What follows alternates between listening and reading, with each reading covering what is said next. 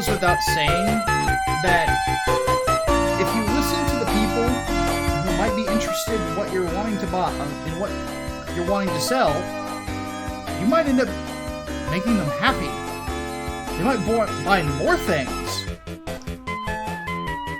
Crazy concept, right? Well, we'll be discussing that this week, to say the least, because there's definitely been some hijinks, and there's a common theme that runs through both of those. We're talking about Joker making $1 billion, Sonic being redesigned for his movie.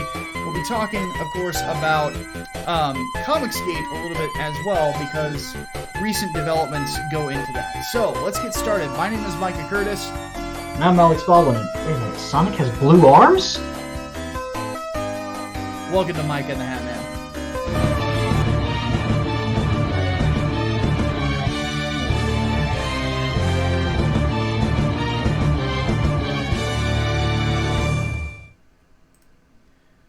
Alright, let's go ahead and get started. Out of a game slot for that one. Hatman, your pick of the week. Hang on just a second. What'd you do? Just a second while I change earphones. Okay, earphones changed. Pick of the week is Blade Runner. Blade Runner, the original. It's the final version. Yes. The final cut. Yes. I don't really know what to say that hasn't already been said about this, but yeah, everyone just shamed the Hatman. You're going to want to shame me again. Am I the only one who thought this movie was only sort of okay? Everyone shamed the Hatman! Everyone shamed the Hatman!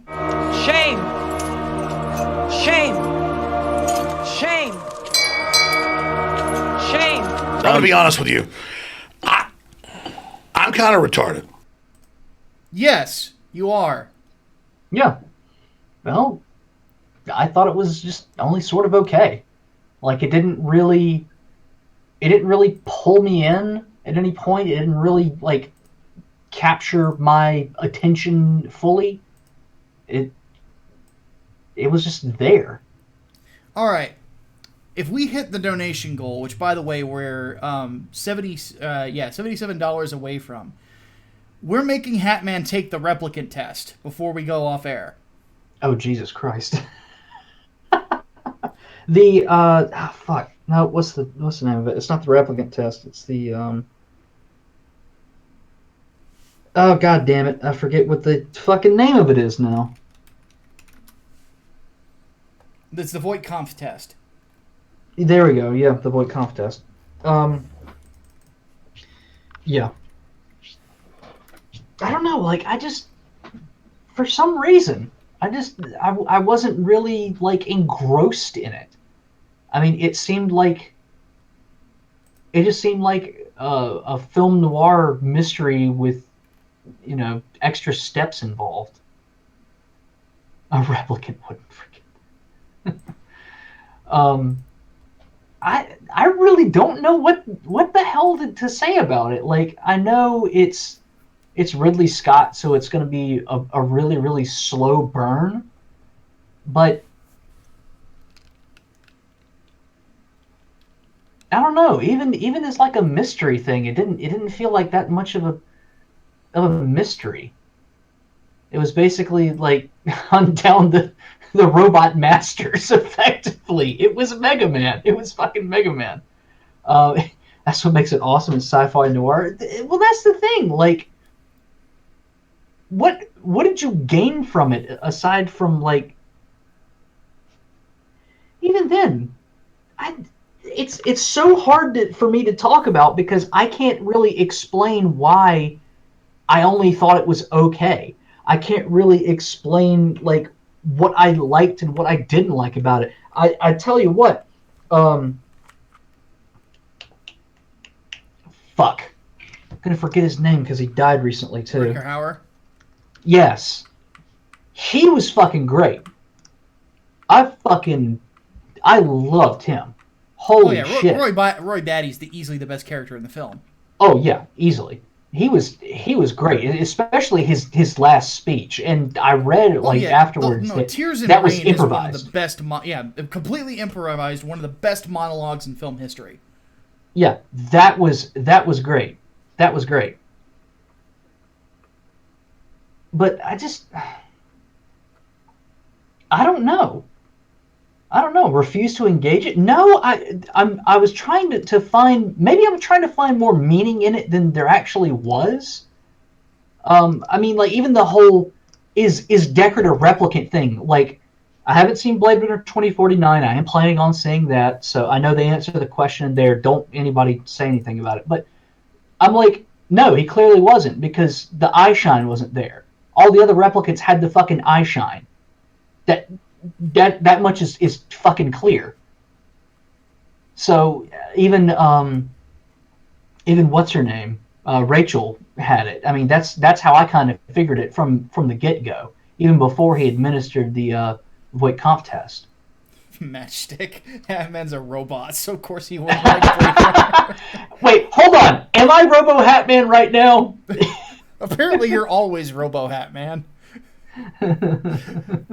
Evidently so. I don't fucking know. But folks, this is the only podcast where you can get a gorilla and a robot in the same room.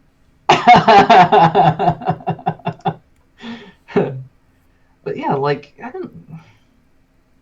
I don't know, man. I really just don't know. I mean, yeah, the aesthetics were great. I like the visuals and everything. I like. It seems like I like all the visuals in every fucking Ridley Scott movie, huh? Well, that's what he's great at. He's like, the cinematography in a lot of his films is amazing. Oh yeah, absolutely. But I just, it's really, really difficult for me to fucking talk about. Like, all I can really say is I thought it was just okay, and then have people come at me because, well, what about this? What about this? I don't fucking know. I really don't fucking know. So I guess administer the fucking test or something to me. If we hit 100, I will definitely be where I have the Voight Comp test pulled up right now. So if we get to $100, what is it, like 100 questions? No, it's not 100 questions. It's less than that. But okay.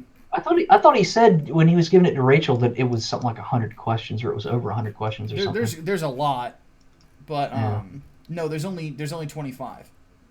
Okay. So I guess I kind of feel like I'm cheating you guys. So I guess just ask me anything about it. I don't fucking know, Micah. No, I love this movie. I've always loved Blade Runner. For me, it's. Why do I only feel mad about it? I don't know. That's the thing about it. Like, I really don't get it. Like, I don't see how this could, like. It's very well written. It's beautifully shot. Like, I saw the director's cut though, not the final cut. So this is the director's cut. Final cut is the last one. There's several cuts. There was a director's cut that came out sometime after the original, and then the final cut came out after that. So I saw the director's cut, the cut before this one. Okay. So I don't know what the final cut is, or what it looks like, or what the differences are. I'd have to watch them back to back. Because I admittedly have not watched Blade Runner in at least 8 years. Because it's not one of those movies that I watch over and over and over again. It's not my favorite Ridley Scott film. That slot goes to Gladiator. So was the origami unicorn in your version? I don't remember, honestly. At the very end, that's like one of the last shots of the movie. Oh, so, Hardboiled says final cut is the director's cut, but fixes a couple audio issues. Okay, then never mind. I have seen it, yeah, I think it's a brilliant movie. It just just the way it's presented. It's not the most complex story of all time, but I think that the straightforwardness works better for the setting. And beyond that, obviously, it's one of the most, like, influential films of all time. We wouldn't have Ghost in the Shell without this. No. We wouldn't have a lot of other stuff that I'm probably forgetting without this. It's we maybe, wouldn't have Mass Effect like, without this. You know, Mass Maybe it's Effect pulled because it I off feel in like Blade other Runner. films have done it better. I don't know. I don't. Well, and that's the thing. I don't think they have. Like when I look at like sci-fi movies, I can't think of honestly a better straight sci-fi movie that's as good as Blade Runner. You know, I could think of like sci-fi fantasy, which is Star Wars. Yeah. You know, I could think of there hasn't up until whatchamacallit, Rogue One, there wasn't a really good Star Wars movie since Return of the Jedi. But the original trilogy, which I'm obviously biased about because I have the Drew Struzan posters on my wall here. Like, so, and those are like, I understand a lot of people didn't like the special edition. I didn't mind it really, but the Drew Struzan posters he did for that are amazing. Again, it's Drew Struzan. So, but anyway, it's like, like it kicked off, I think, the cyberpunk genre as well. So. More or less, yeah. I don't know. I guess I feel like, you know, now that you bring up Ghost in the Shell, I kind of feel like, and I'm going to talk about the '95 film, not about the most recent one. You guys know how I feel about that one already, but '95 one, yeah, I think that did it better, honestly. Especially when you're talking about like, I don't think if you're exploring like what it means to be human too. I suppose, but I don't feel like. I don't think that Ghost in the Shell did it as well in the movie. I think it did it just as well in Standalone Complex. Mm-hmm.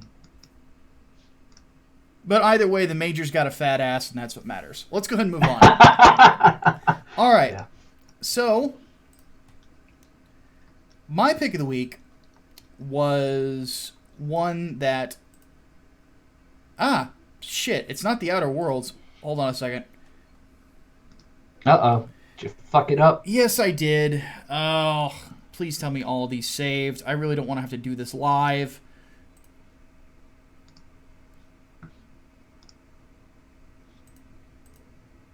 Okay, it did. Okay. So, give me just a second. I boomered it up.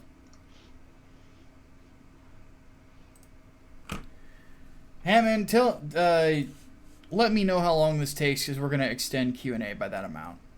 Okay.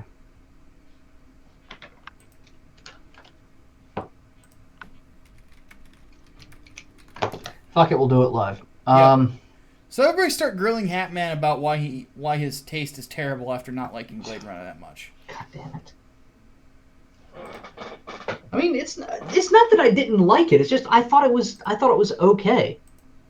Like I would watch it again, but it's not something that I would go out of my way. And I bought it too. I bought it to watch it. And I bought 2049 too to watch. I mean, they were on my list for a long, long time. But like I don't know. I don't know what it is about it. Why is my taste terrible? You forget you must like everything everyone else likes. Let's see. What's another thing that I don't like that everyone else likes? Oh yeah, Kingdom Hearts 1. I think Kingdom Hearts 1. Oh, I hate Kingdom Hearts 1 too. I'm with you on that one. Yeah. I think it is objectively a bad game. The PS2 version, not the remix version or whatever. Yeah. I think the PS2 version, the original release, is objectively a bad game. Yep. The only redeeming quality that's in there is the fucking music. All right. It's one of the best gaming soundtracks ever. Yeah. All right, I've got it now. Okay, so my pick of the week was Jedi Fallen Order. This was one that I completely forgot was coming out, because I was more focused on Death Stranding. And this was a sleeper, in a sense. You know, I didn't see that much hype for it. I think a lot of people either wanted The Force Unleashed again, or they wanted Jedi Academy again, and they're not getting either, so they didn't care. And well, let me put it this way. It's good. In fact, I would say it's very good. It is the best Star Wars game that I have played probably since Battlefront 2. The original Battlefront 2, not the most recent one. Good. And holy crap. Like, I'm genuinely shocked at how good it is. So, obviously the visual fidelity is off the charts. Like, they obviously sunk a lot of money into this game. The gameplay has more to do with I'm going to minimize the chat because they're being silly. Has more to do with the playing as a Padawan or somebody who is not like a super powerful Jedi than it is to play some overblown bullshit fucking whatchamacallit plot device with a wiffle bat that looks like a lightsaber. For those who don't know, I really don't like The Force Unleashed. I think it sucked in the long run. It has aged like a banana. It's really not good now when you go back and play it. You might remember it being kind of cool at the time because of the physics and all that stuff. It sucks now. Like, it's really bad. So, with Fallen Order, it takes place between Revenge of the Sith and A New Hope, and takes a sort of a similar role to what Force Unleashed did, which Force Unleashed is no longer canon. This is. So, you play as a young Jedi named Cal, who was a Padawan at the time of Order 66. And it's been a few years since then. He's been working on a planet, basically pulling apart old Star Destroyers from the Clone Wars to basically be reused as new Star Destroyers for the Empire. So he's working on a crappy ship for shit pay, but he's basically staying low-key so the Empire doesn't find him. And turns out the Empire does find him after he uses the Force to save the life of one of his co-workers. And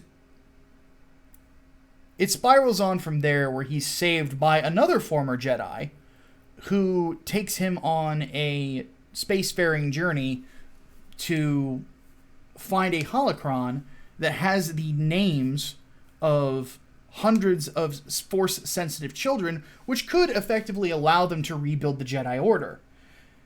From there, calling this Star Wars Dark Souls would not be completely accurate. So I like blender analogies, so let's do that. So let's say you take Uncharted and Sekiro, more so than anything, and put them in a blender with Star Wars. That's what this is.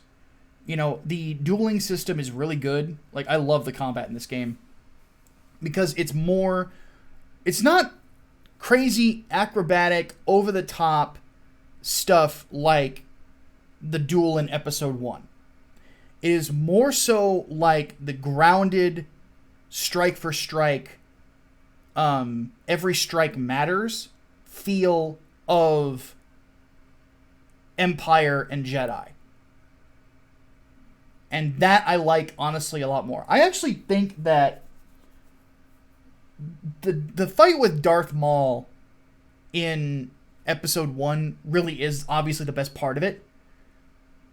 But that duel is not as good as Luke versus Vader 1 and Luke versus Vader 2. Like, it doesn't even come close. Mostly because emotional weight, and you get the feeling that all these strikes that are being thrown do matter. You know, there's impact to them.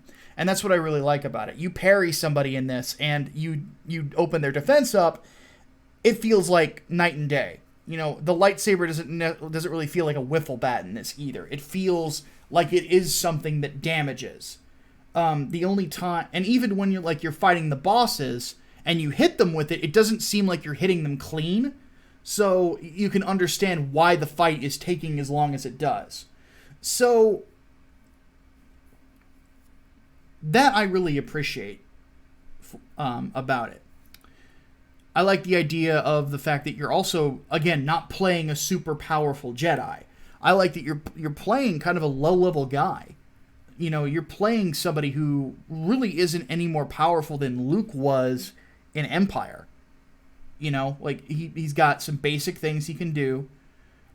He obviously is agile because of his use of the Force and things, and can pull and push objects. And he also has the stasis ability that Ben Solo has as well, that you see him use in The Force Awakens.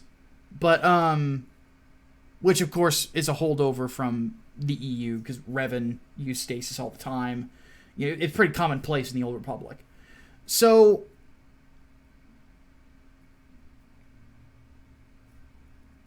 visuals are great. Soundtrack is amazing. It's done by the same guys who did the soundtrack for the Old Republic. So they're able to capture that Star Wars feeling that you really only get from, well, why is his name escaping me? Williams. Why is his first name escaping? Hatman.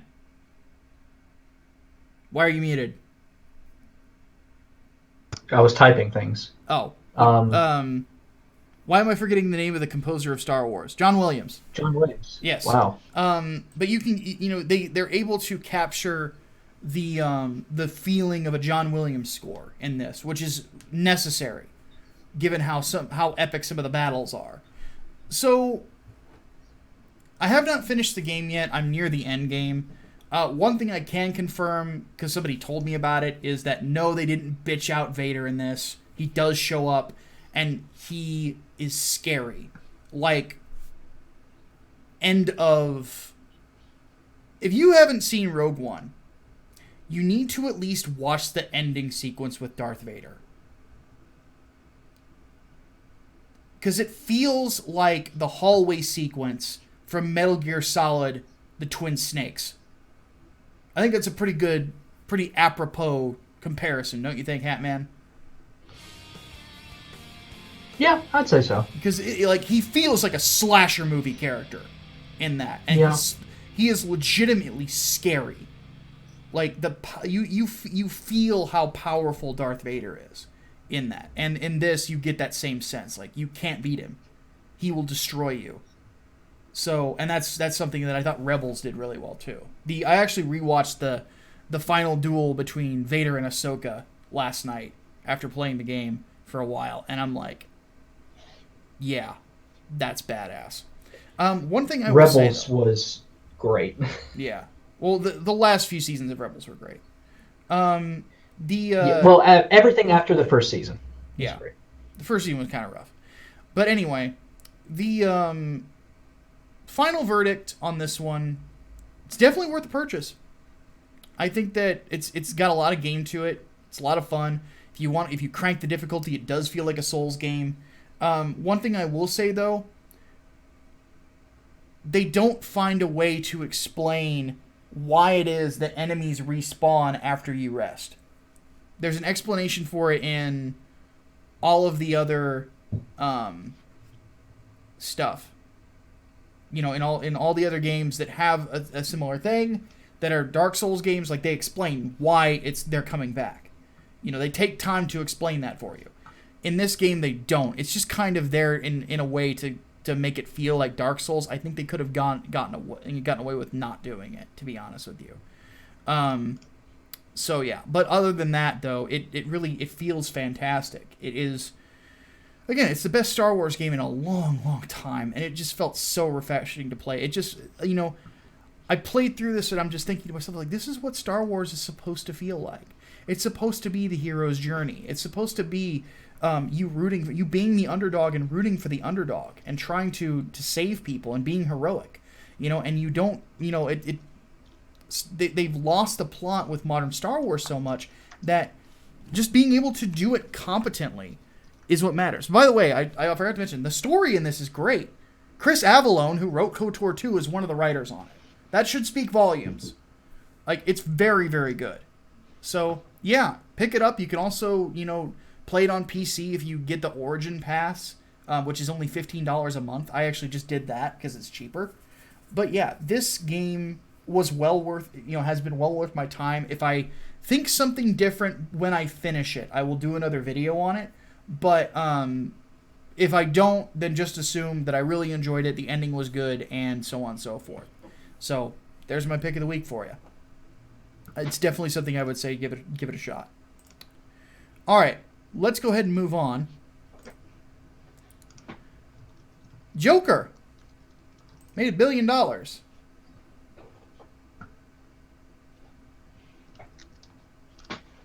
First R-rated movie to cross the $1 billion mark. Yes. So, Can we, before we start, can we have a cackle at the expense of everyone who tried to torpedo this movie for being like incel, MRA, would-be school shooter bait? I would much rather just, well, fuck them. Fuck them. Fuck 'em.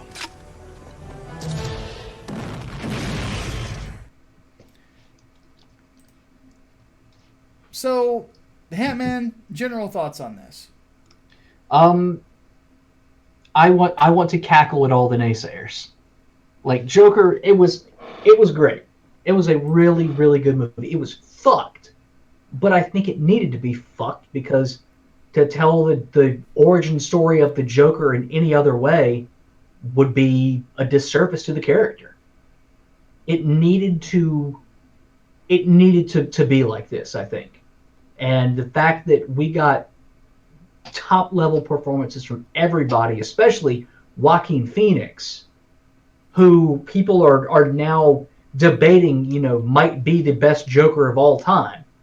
I mean, you have to put in one hell of a job to come close to Heath Ledger or Mark Hamill. Those people that now everyone thinks are the greatest. Fucking, dare I call it a masterpiece? I think I might, actually. And I think that's kind of what the DC EU or DC Black or whatever, DC fucking needed this. They needed this. It's a great fucking movie. I'll tell you how fucking good it was. My sister, who does not like comic book movies fucking at all, she refuses to get on the MCU train. She's never cared for that sort of thing. Never really cared about Star Wars beyond Episode 2. I mean, that shows you her fucking taste in, popular and nerdy shit. She wanted to go see the movie. She did go see the movie. She liked it so much, now she wants to watch the fucking Dark Knight trilogy, which she had no interest in seeing beforehand. Well, good, because those movies are amazing. Yeah, absolutely. I mean, that speaks to the quality of Joker. Holy fuck.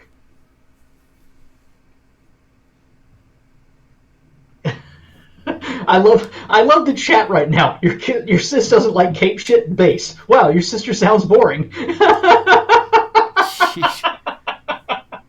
I love you, chat. I love you so much. But let's be honest though, yeah, they did really need this to be competitive. Yeah. They really did. Because again, the last Spider-Man movie made $1 billion. Now, yeah, what we're seeing is basically here's the thing about DC. They really need a to continue on this. They've got $2 billion movies now. Mm-hmm. This and Aquaman were big hits.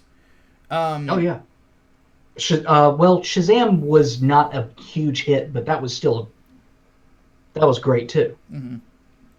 I mean, that's 3 for 3 right now.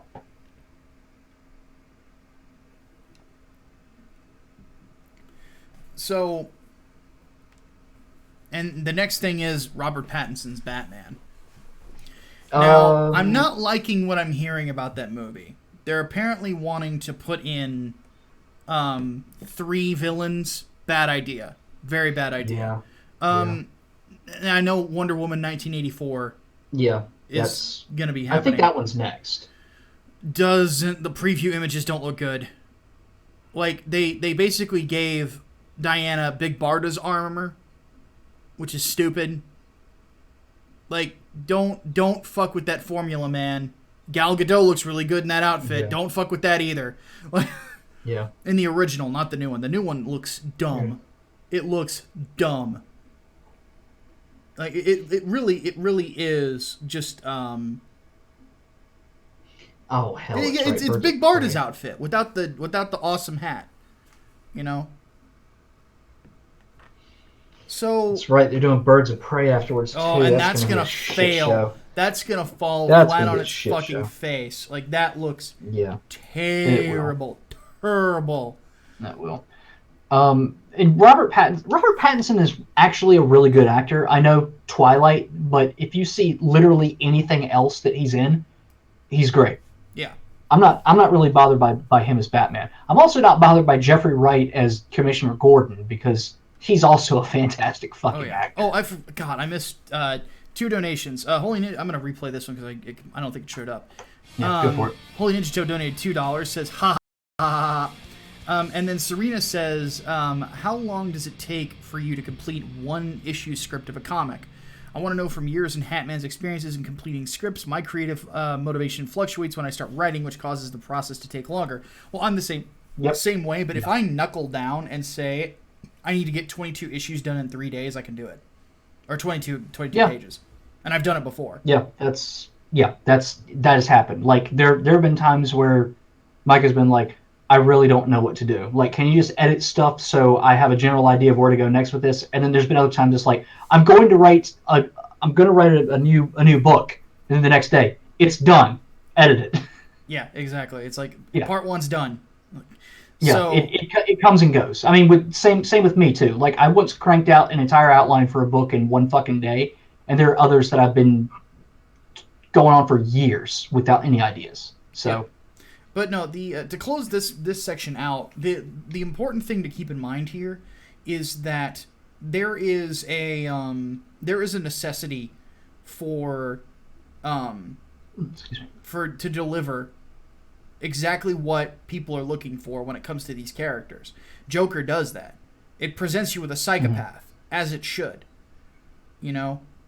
And if you get away from that, you will falter. Speaking of which,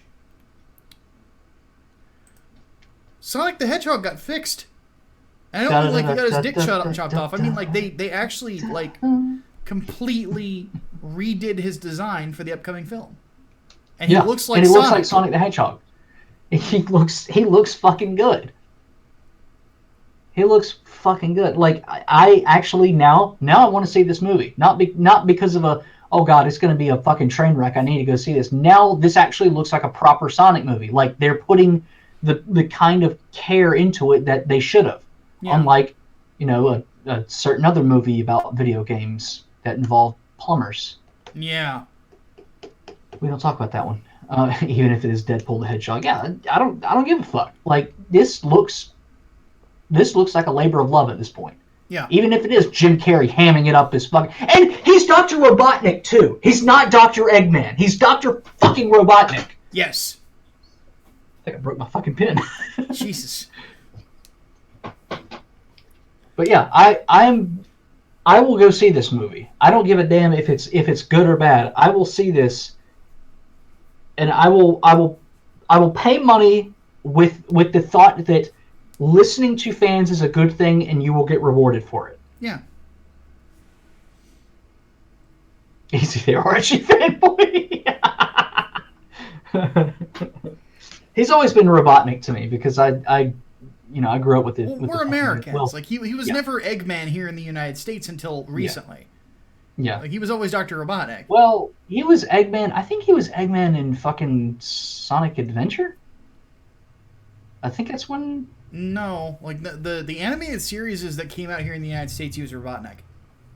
Yeah, I know. I'm saying he started being Eggman in Sonic Adventure. Oh, I think that was the first time they called him Sonic Adventure. That was the first time here in the States he was referred to as Eggman. Yeah.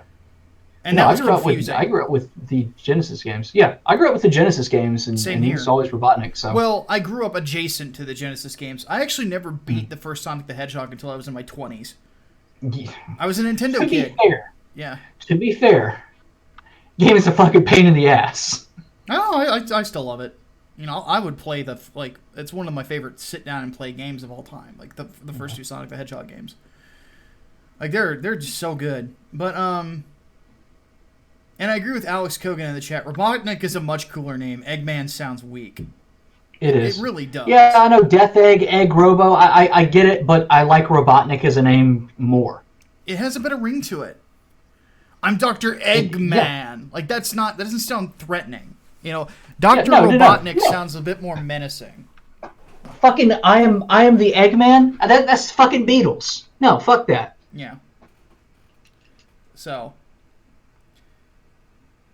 But yeah, like it is a it looks like it could be a lot of fun. It really does. So I'm going to check it out as well. But again, this is the importance of listening to the fans. And yeah, it is something that needs to be done for sure.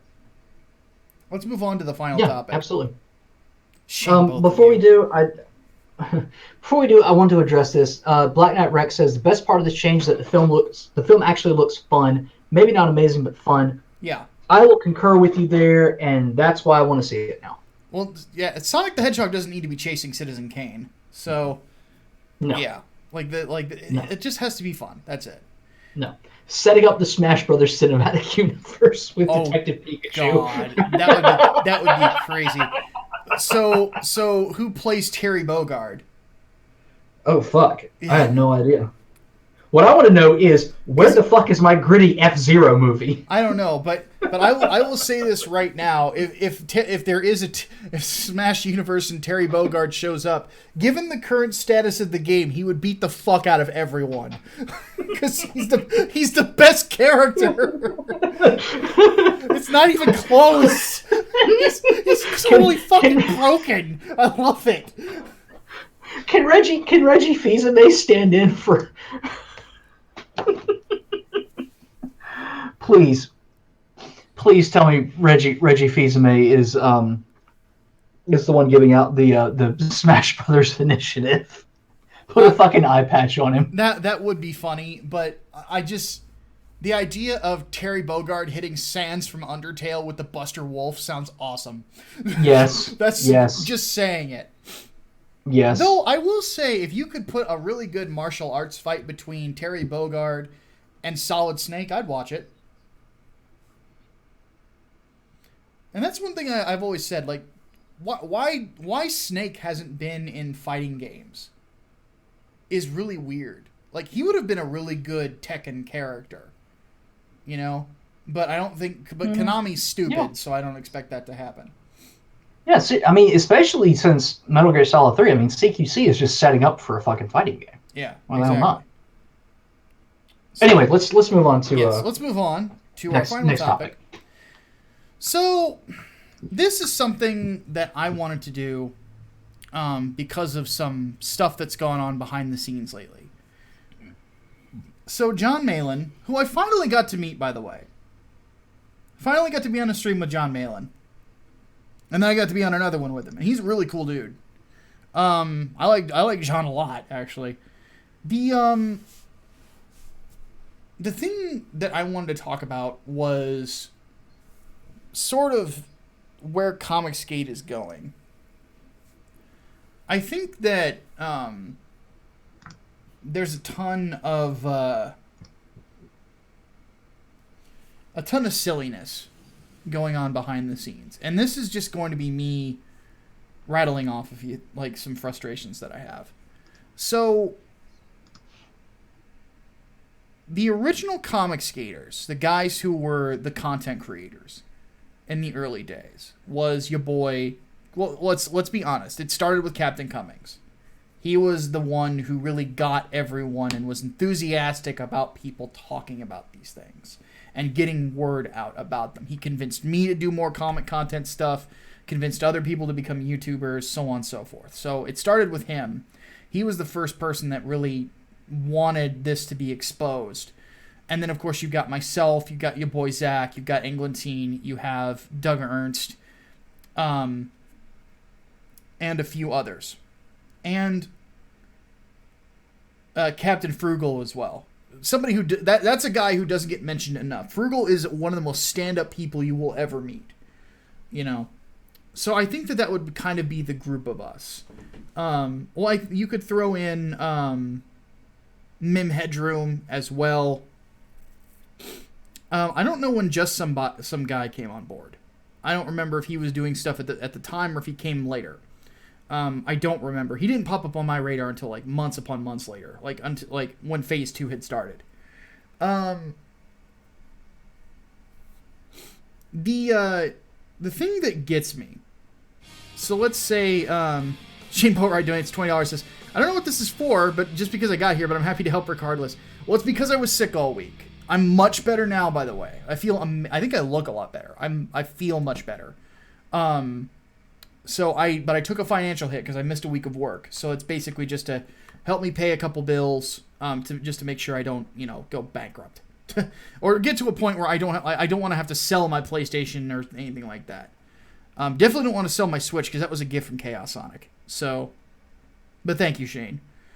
But anyway, so with the originals, there's only 3 of us in that original group who haven't done something fucking scummy at this point.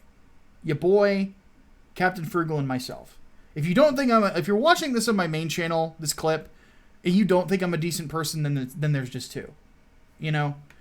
Because I'll admit I'm a dick. I am a dick on Twitter, and I need to stop. I do need to stop. But people piss me off. And as is obvious, I don't suffer fools. That's part of the reason why a lot of the business stuff gets done by Hatman, not by me. So, the fact of the matter is that I'm in a position where, with the originals, the Phase 1 guys, which would not be Ethan, which would not be John Malin, or any of the creators who came afterwards.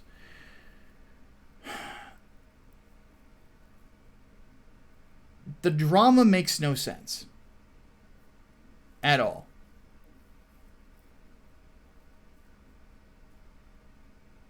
Crystal Hydra says, I'm Church from Red vs. Blue. Yeah, kind of. I'm not the robot, though, Hatman is. But anyway, spoilers. The thing about this sort of a situation is that we have, John Delarose, who we had on the show once, will never come back, given that he's an anti-Semitic piece of shit. But on top of that, doxed Clint Stoker from Sweetcast, threatened to dox Optimus Deadpool as well. And anyone who fucks with him, don't try me, John. You won't win. But I saw Captain Cummings hanging out with him. Phil, what the hell are you doing? What are you doing hanging around with a known doxer? I know that people are in your ear saying you should make a comeback. You should make a comeback. If you do it as part of that crew, you will get 0, 0, 0 clout. You will be seen as just another backstabber. Don't do it.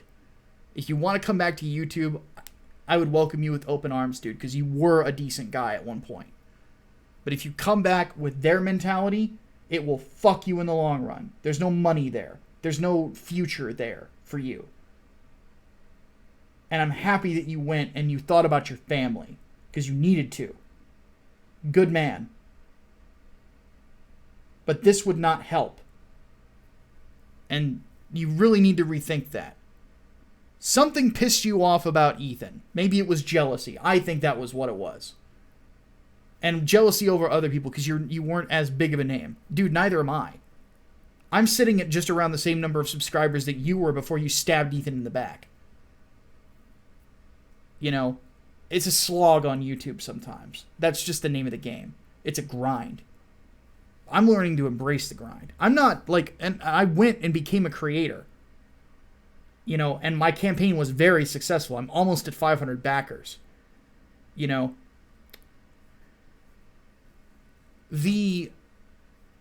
I'm not the biggest name, and I'm not getting pushed the most either. But I celebrate those who do.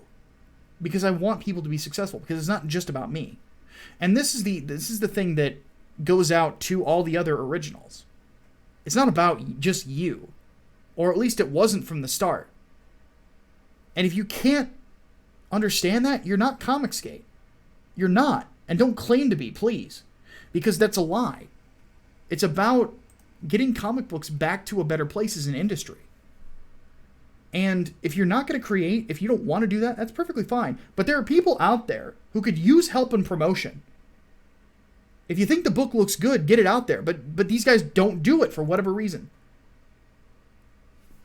But Frugal will do it. Your boy doesn't do a lot of promoting because he's been fucked over by people. But if he thinks the campaign is good, he will do it. And if you ask him for advice, he will give it to you. He gave it to me freely. He's a good buddy like that. But my reflection on this is that most of these originals completely lost why we got into this. It was about rebuilding an industry. And obviously, the industry doesn't want to rebuild itself. We have to build something new for people to come to. And you can sit there and say, well, it's about you creators, you number two guys, just selling comics. Yes, we want to sell comics because there's people out there who want fucking good comic books, you idiots. Yeah. Fucking duh. If it's a consumer movement, we expect people to consume. I mean, it's supply and demand. Christ. So, that is what I wanted to say about this. Is when it comes right down to it, this is about giving fans what they want. What people want from me is continued commentary, obviously, and more comics.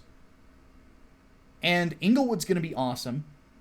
Probably going to start, launching in we'll probably start fulfilling in December more so than this month, because we had some life stuff happened on the art team. We'll be honest. Mm-hmm. So, but after that, man, got 3 nights, 4 days. That's gonna be a huge book.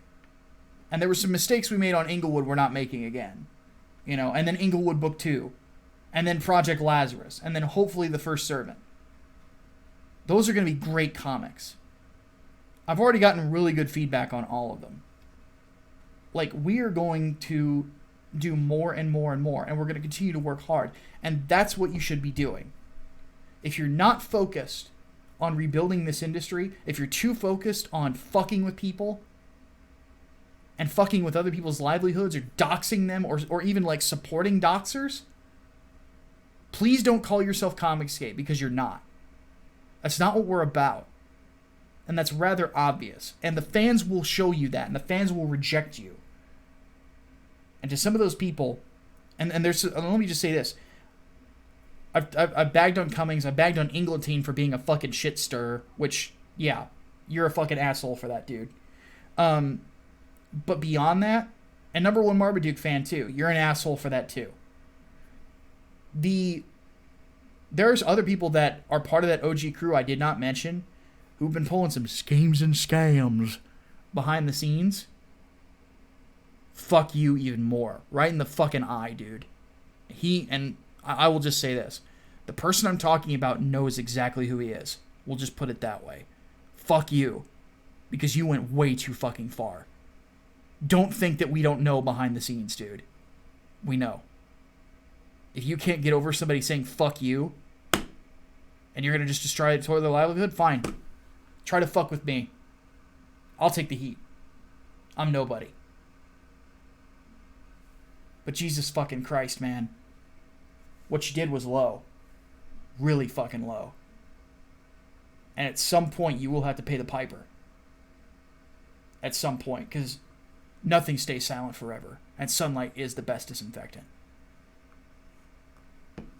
Alright, enough cryptic stuff. Let's go ahead and move on to the Q&A.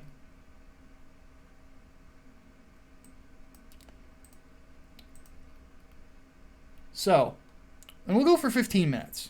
So from the patrons Discord, Holy Ninja Toe asks, Favorite sword and sorcery story, pulp fantasy. The first Conan the Barbarian movie. The Riddle of Steel. Yes, you've heard of it. Thulsa Doom is an amazing villain. Pulp fantasy? Mm-hmm. All right, I'll do something that's really, really pulpy that I liked as a kid. I have not read this since I was a fucking kid. It's called Deltora Quest. This shit apparently, kids series, sword and sorcery. Apparently, it was given a fucking anime adaptation. What? I have no fucking idea why. I really don't. The story goes, land is conquered by an evil power. Guy has to go on a quest to recover the 7 gems of the Belt of Deltora to vanquish the evil power. They fucking adapted it. They made a fucking anime series out of it, and it's fucking crazy. I think the author was she British or Australian? I don't remember exactly, but they were written in English, and I guess the Japanese loved it so fucking much they made a goddamn anime out of it. It's apparently it was a JRPG too. Oh my god, that's crazy. Holy shit! But so yeah. Yeah, other than that, well, my favorite fantasy of all, he wanted pulp, so that's why I picked that. But Berserk, I would Berserk call is that my pulp, favorite fantasy. Oh yeah, Berserk is great. Let's see here. Thoughts on from Chaos Sonic. Thoughts on Disney Plus being the mess that it is, and thoughts on The Mandalorian. Haven't seen The Mandalorian, so I can't say that. I have seen The Mandalorian. The Mandalorian is pretty fucking solid. It's more Star Wars than the fucking sequel trilogy is. Good. How is Disney Plus a mess though? Is it like really buggy or something? I don't have the money for it. So release day was really, really buggy. People couldn't log in, or no, some people couldn't log in. Some people couldn't watch shit. Like movies in collections were fucking disappearing. Like there was at one point, I could watch Gargoyles, and then apparently like Gargoyles could not be found at all, and it was fucking weird. And Disney Plus still has some kinks to work out. Like there is no recently watched selection, so you have to go search whatever the fuck you were watching and then go resume your place from there. So they really need to get their shit together, and it's Disney, so there's no fucking excuse at this point. Yeah. Zion the Blank donates $5. He says, I summon the Thunder Gods. Micah and Mickey and Hoytman need to react to this clip from The Mandalorian I put in the Discord. If you've seen it, then here's free money. Where'd you put it in the Discord chat? Just tell me the... which channel? Or just hear me. Like at Micah Curtis or whatever it is. In there, and we'll have a look at it. They censored Oh, Gravity there it is. Okay. Huh?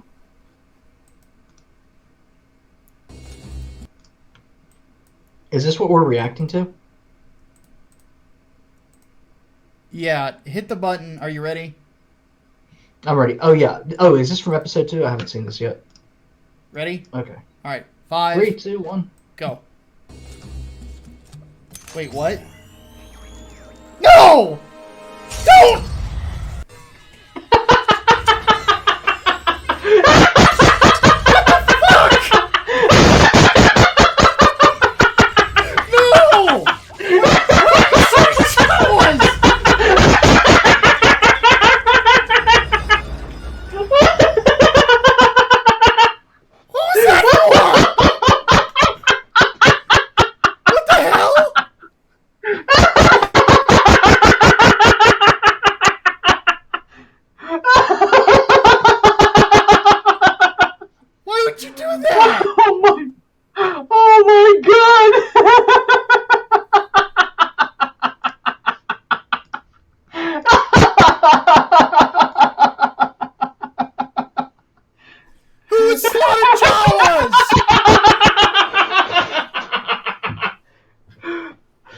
you have the same reaction if they were Ewoks? Yeah, probably, to be honest. Ewoks, fuck them.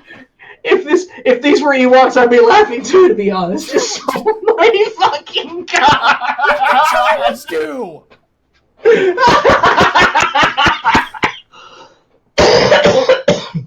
Holy fuck. Okay, I'm just gonna say this right now. Malik was right. Fuck Mandalorians. Seriously. Oh my god. Oh, that's fucking awesome. No, it isn't. That is amazing. That is That hilarious. sucks. What are we That's hilarious. They were in the fucking way. You're a fucking asshole. I hope Obi-Wan whoops his ass. I'm so confused. My god. Oh, that's funny. That's funny. Yeah, that's funny as hell. Holy crap. Oh my god. Dylan Silverbrain asks, if a man is a miserable pile of secrets, then what is an elf? Trash. Trash. Yeah. Big old pile of trash. All right. Kit Knightwood, what is our opinion of Knight Rider 2008? Never saw it. The reboot series? Yeah, I was never a Knight Rider fan, so I had no interest in a reboot. So. I never saw it, so. Micah and the Batman. Okay, yes, thank you. Jawas tore a ship apart for context. God, what is with everyone in fucking with his ship? I swear to God. Man, seriously, like fuck. All right. Shane Boatwright asks, what do you think of the new For Honor hero? That's on you. I haven't played it. I haven't played For Honor in forever. Who? So, Zanu. Let me have a look at the trailer real quick.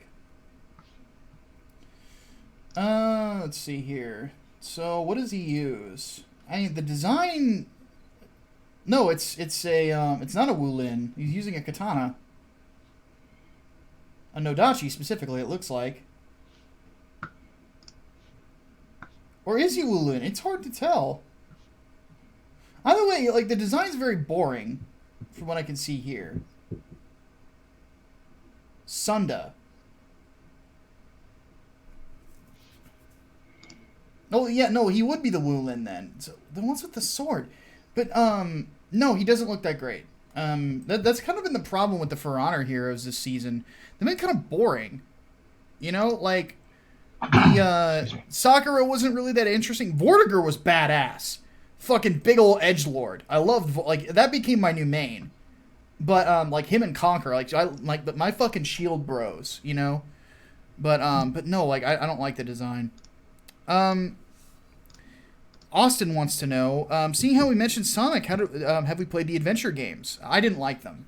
Not really. I don't think they've aged very well. No, at the time they were good, but, like, they're just one of those games that just didn't age that great. So I remember playing Sonic Adventure. Sonic Adventure 2 I played just as a demo, and I remember not liking it. Mm-hmm. I went back and played Sonic Adventure when I got my Dreamcast a few years back, and I didn't like it much either.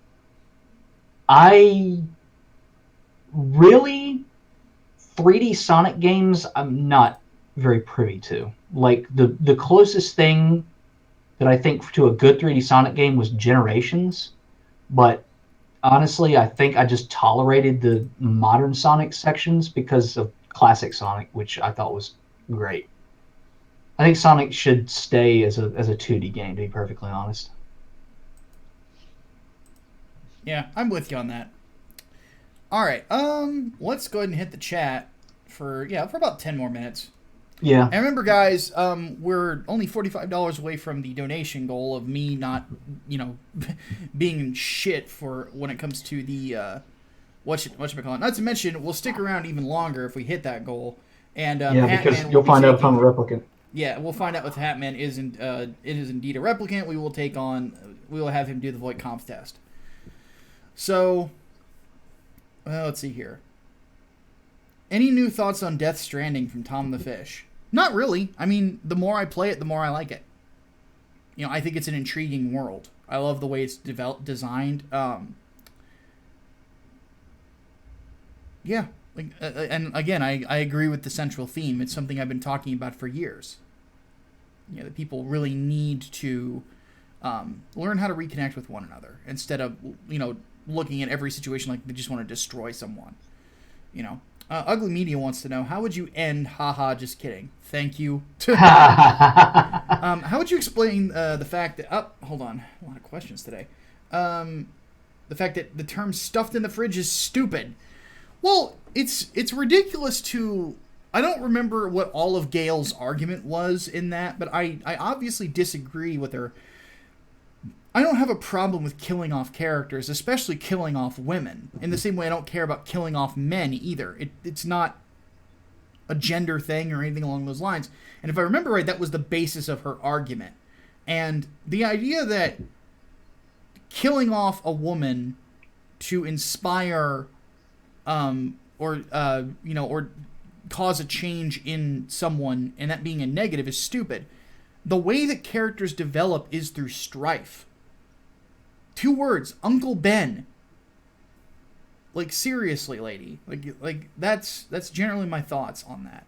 Is the idea that it's like a hackneyed thing or it's a bad idea. Look at Gale's comics now, and you'll see that characters are relatively free from strife, and they're fucking boring because of it. So, you done played yourself, lady. Have I ever seen the 2017 Berserk OVA? Please don't remind me of that. That hurt. Like, that series hurt to watch. Like, at least the music was good, but dear God. Just, ugh.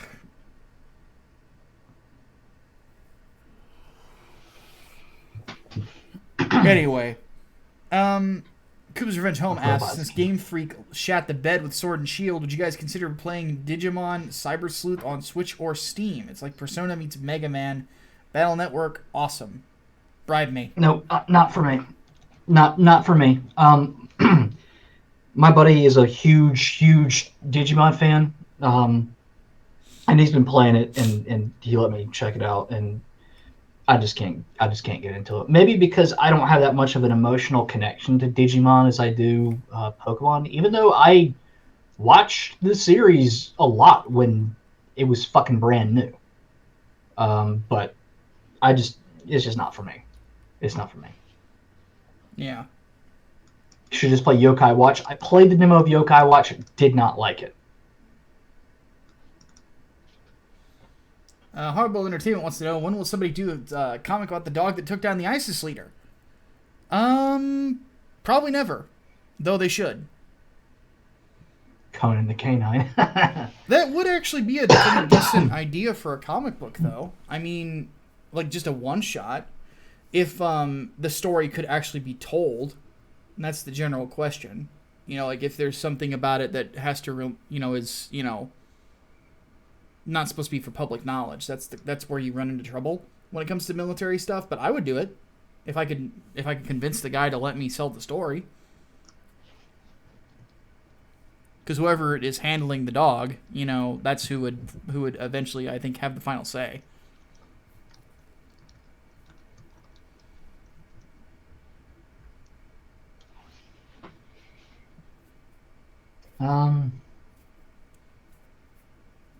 Let's see.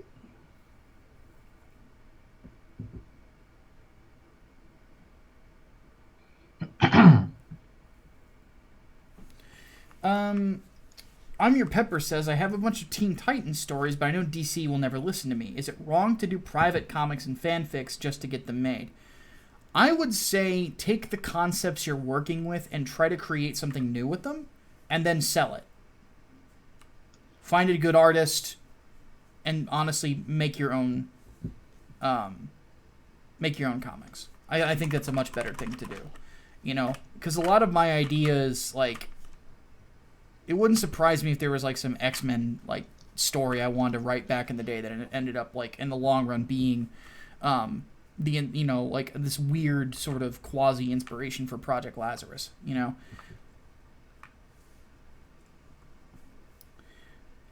then let's see here. We'll take one more. Favorite red-headed waifu to close this out, Hatman.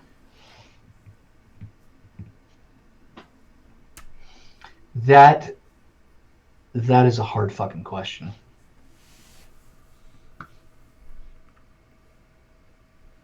Wow. That's really, really fucking hard.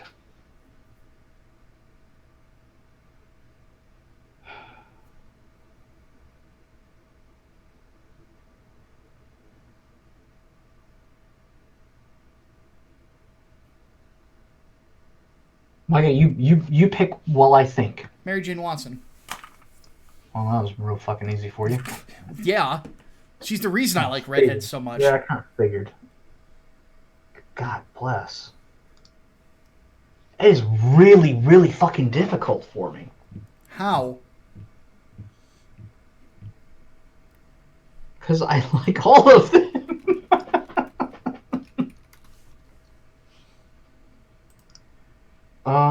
Fuck.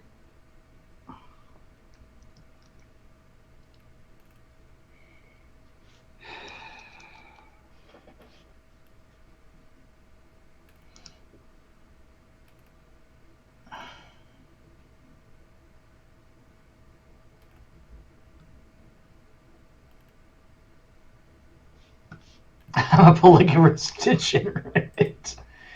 Oh, fuck.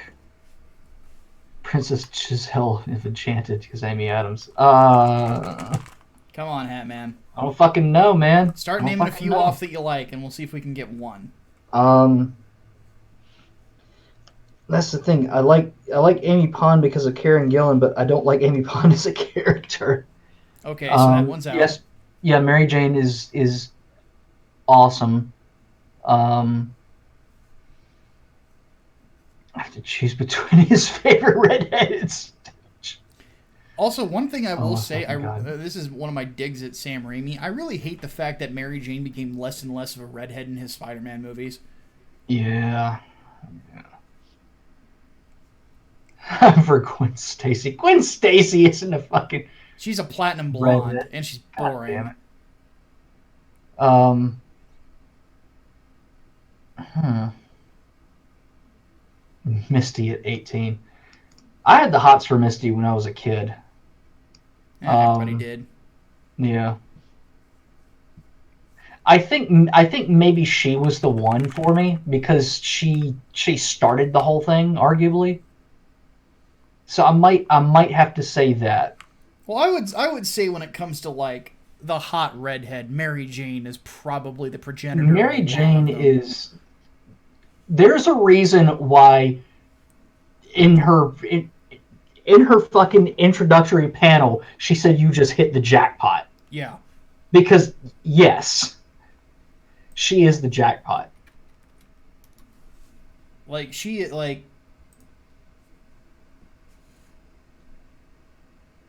yeah. That's all you really have to say. James. Like her very first appearance is so iconic.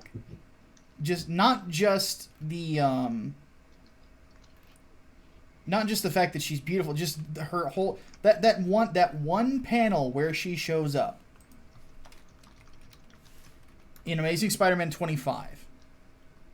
Just like the way that she's holding her jacket, she's got her hip cocked, so on and so forth. Like that, it sticks with people for a reason,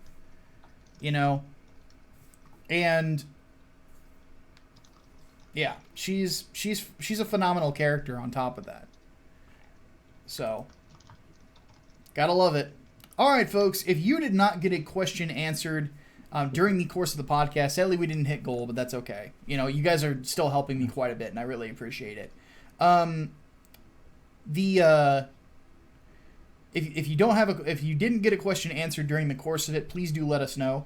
Another thing to mention, some people have suggested to me that I should start up Subscribestar because they fucking hate Patreon. Be on the lookout this week. I will do a community post on my main channel when I launch it. So, keep an eye on it, and yeah, we're definitely doing that for sure. With purpose too, not just to put money in my pocket, but there will be purpose to it as well. When it comes to like equipment upgrades and things along those lines, you know, there's purpose to this. So, just wanted to let you guys know. All right, folks, we're gonna go ahead and take off. We do appreciate you all watching this, great set of podcasts. And to close it out, fuck Mandalorians. My name is Micah Curtis. And I'm Alex Baldwin. Yub nub, motherfucker. We'll see you guys next week. Deus Volt.